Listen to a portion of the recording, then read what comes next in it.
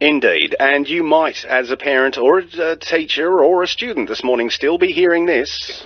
Computer says no. And as we did hear from the people in authority, 1.8 million people trying to log on in one lump yesterday morning. Maybe a similar thing happening this morning for some of those platforms. So how does all of this actually work?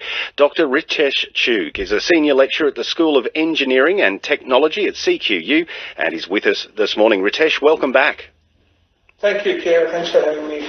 So we've been hearing the news that the Education Queensland website crashed.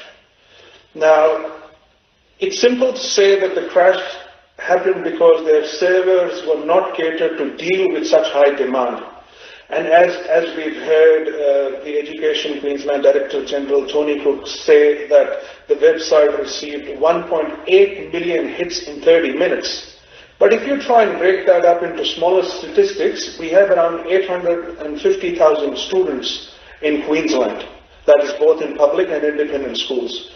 Now, in smaller statistics, what that means is every student trying to access the website twice in that 30 minutes, which is not a lot. So there's an underlying problem. The underlying problem is there were obviously insufficient resources that led to the website overload. So when I say overload, in simple terms, I'll break it up again.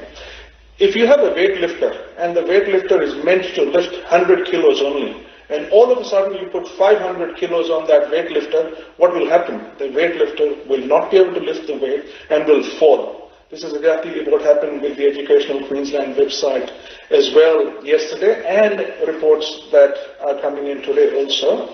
So what does it look like? I've been looking at social media. What's it look like, Ritesh? I mean, because again, I made a joke about it being, some kind of an old PC in the basement of the school, but clearly that's not the case. Are these servers that, like, the education department themselves own somewhere, or are they hiring them? Are they leasing them, buying them, or that server capacity off a company?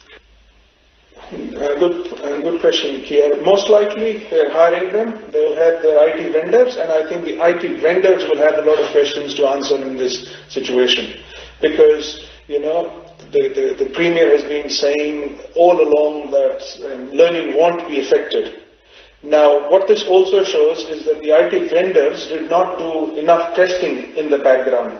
There were obviously bottlenecks that caused the crash. Now, in order to resolve the problem, what could have been done? There should have been more web servers added. Perhaps more load testing should have been done. And is it possible to do load testing in a situation where you don't know what the load will be? How do you actually do that testing, Ritesh? Is there some kind of virtual way that they can do it? We all knew that on day one of term 2, 850 students will be studying online. Now, I understand out of those 850, let's say 20% were still, going to school, but even at school, they were still meant to log on online. So there were 2 weeks to prepare. And as they say, failing to prepare is preparing to fail in itself. Okay. And so is it a simpler question as them going to their vendors then and saying, hey, can we buy more capacity? Would that have what they would have been doing behind the scenes yesterday?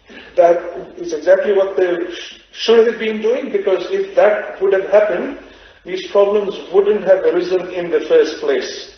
And like I said, the IT vendors will now have questions to answer. And even when the problem is being fixed, in a few hours yesterday, the problem was fixed, but there are still complaints of the website not providing reliable, speedy access. And I say speedy because when you load a website, users tend to get very impatient even if they have to wait for a few seconds. So yes, the vendor has to increase their capacity, and they definitely will have to lease more web server space and in order to resolve the problem. And also, I think it would be prudent to create a backup website. So if one crashes for whatever reason, then a backup website would also assist. Yeah, I think the backup website for most of the kids was YouTube during yesterday, Ritesh.